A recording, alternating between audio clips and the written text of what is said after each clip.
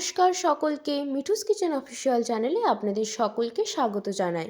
আশা করি আপনারা যে যেখান থেকেই আমার এই ভিডিওটি দেখছেন আপনারা সকলেই ভালো আছেন এবং সুস্থ আছেন।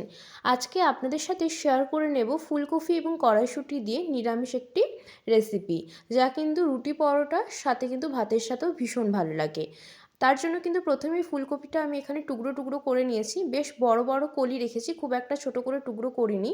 কড়াইয়ের মধ্যে ভালো করে জল গরম করে নিয়েছিলাম, ওর মধ্যে পরিমাণ মতো নুন দিয়ে ফুলকপিটা আমি 5 মিনিট মতো ভাপিয়ে নিয়েছি। ফুলকপিটা ভাপিয়ে রান্না করলে কি হয়, এতে কিন্তু শরীরের কোনো ক্ষতি হয় না, খেলে কিন্তু কোনো অসুবিধা হয় না শরীরে। সেই জন্য কিন্তু 5 মিনিট আমি লো টু মিডিয়াম ফ্লেমে ভাপিয়ে ফুলকপিগুলো তুলে নিয়েছি জল ঝরিয়ে। এরপরে জল ঝরানো ফুলকপিগুলো আমি কড়াইয়ের মধ্যে সাদা তেল ভালো করে গরম করে নিয়েছি। যেহেতু পুরো রান্নাটাই আমি সাদা তেলে করব, তাই কিন্তু ফুলকপিগুলো আমি এখানে সাদা তেলেই ভাজছি। আপনারা চাইলে কিন্তু সর্ষের তেলেরও ব্যবহার করতে পারেন, আমার মতে সাদা তেলে রান্না করলেই আমার বেশি সুবিধে হয়। এরপরে কিন্তু পরিমাণ মতো নুন দিয়ে ফুলকপিগুলো ভেজে নেব। আমি কিন্তু ফুলকপিটা ভাজার সময় হলুদের ব্যবহার করিনি, যেহেতু আমি এখানে আলুটা ভাজার সময় হলুদ দেবো, আবার তরকারিতে হলুদ দেবো। আপনারা চাইলে কিন্তু ফুলকপি ভাজার সময়ও হলুদের ব্যবহার করতে পারেন।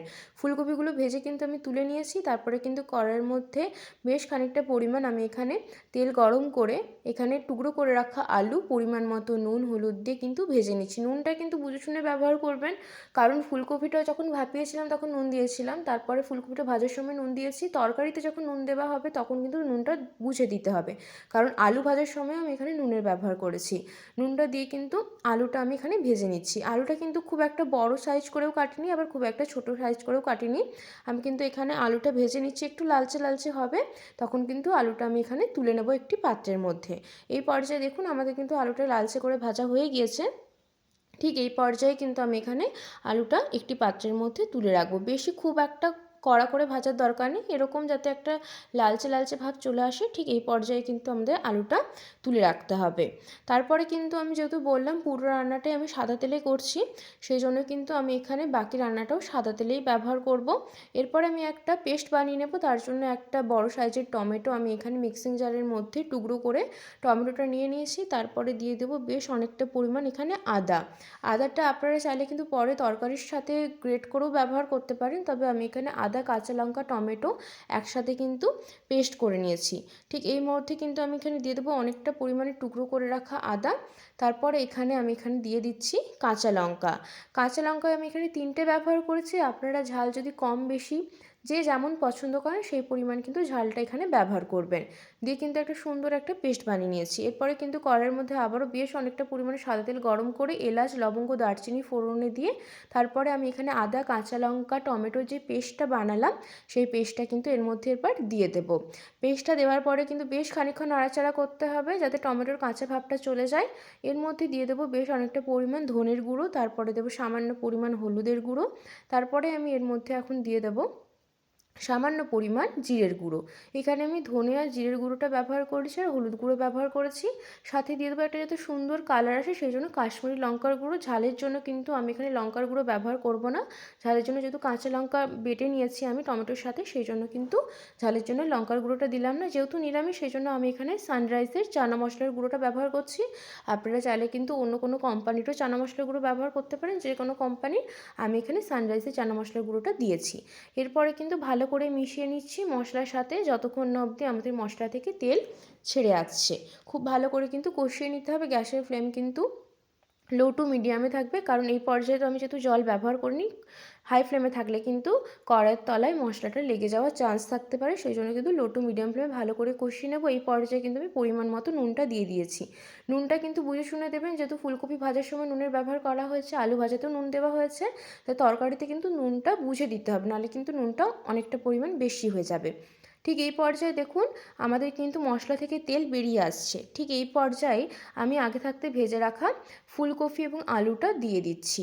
ফুলকপি আলুটা দেওয়ার পরে কিন্তু মশলার সাথে খুব ভালো করেই কষিয়ে নিতে হবে।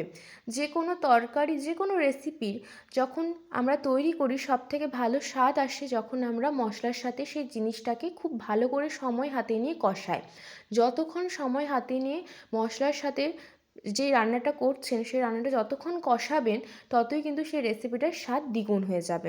আমি কিন্তু প্রায় 5 মিনিট হাতে সময় নিয়ে এখানে কষিয়ে নিয়েছি, যেহেতু আলু ফুলকপিটা ভাজাই ছিল খুব একটা বেশি সময় লাগবে না। এরপরে আমি এখানে পরিমাণ মতো জল দিয়ে দিয়েছি।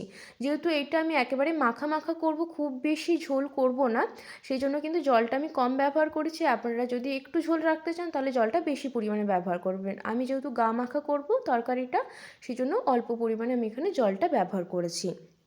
ঠিক এই পর্যায়ে আমি দিয়ে দেবো কড়াইশুঁটি। কড়াইশুঁটিটা আপনারা চাইলে কিন্তু মশলার সাথে দিয়েও কষিয়ে নিতে পারেন, কিন্তু আমি এখানে লাস্টেই ব্যবহার করেছি, কারণ কড়াইশুঁটির যে একটা ক্রাঞ্চিনেস আছে সেটা যেন নষ্ট না হয়ে যায়, সেই জন্য কিন্তু আমি লাস্টে দিয়েছি কড়াইশুঁটিটা। এরপরে কড়াইশুঁটি দেওয়ার পরে কিন্তু খুব ভালো করে আমি এখানে মিশিয়ে নিয়েছিলাম। মিশিয়ে নিয়ে কিন্তু দেখুন আমাদের কিন্তু তরকারিটা কত সুন্দর লাগছে, ফুটতে শুরু করেছে। ঠিক ওপর থেকে এই পর্যায়ে আমি দিয়ে দেবো বেশ অনেকটা পরিমাণ কাসুরি মেথি, আর দিয়ে দিচ্ছি বেশ অনেকটা পরিমাণ গাওয়া ঘি। ঘিটা দেওয়ার ফলে কিন্তু তরকারিটা থেকে আলাদাই একটা সুবাস বের হয়, ভীষণ ভালো হয় খেতে এটা। ভাতের থেকেও বেশি ভালো লাগে রুটি পরোটার সাথে খেতে। যারা বাড়িতে বানিয়েছেন তারা তো জানেন, আর যারা বানাননি তারা কিন্তু এই রেসিপিটা ফলো করে একবার হলো বাড়িতে শীতকালীন কড়াইশুঁটি ফুলকপি দিয়ে এই রেসিপিটা নিরামিষের দিনে একবার ট্রাই করে দেখতে পারেন। আপনারা কিন্তু নিরাশ হবেন না, এতটাই টেস্টি খেতে হয়। এরপরে কিন্তু সমস্ত কিছু ভালো করে মিশিয়ে নিচ্ছি, আমাদের কিন্তু রান্নাটা একেবারে কমপ্লিট। ঠিক এই পর্যায়ে কিন্তু আমি একটি পাত্রের মধ্যে তরকারিটা সার্ভ করে দেবো। দেখুন কতটা সুন্দর দেখতে হয়েছে, ভীষণ ভালো লাগে খেতে। ভাতের সাথেও যেমন ভালো লাগে, সবথেকে ভালো লাগে রুটি বা পরোটার সাথে খেতে। খুব সুন্দর হয় খেতে, যেহেতু আমি এখানে ঘিয়ের ব্যবহার করেছি তাই জন্য কিন্তু ভীষণ সুন্দর লাগে খেতে। যেহেতু নিরামিষ সেই জন্য কিন্তু আমি এখানে ঘিয়ের ব্যবহারটা করলাম। আপনারা চাইলে যারা ঘি পছন্দ করে না তারা কিন্তু না দিতেও পারেন, তবে ঘিটা দিলে খেতে ভীষণ ভালো লাগে। রেসিপিটা কেমন লাগলো অবশ্যই কিন্তু কমেন্ট করে জানাবেন।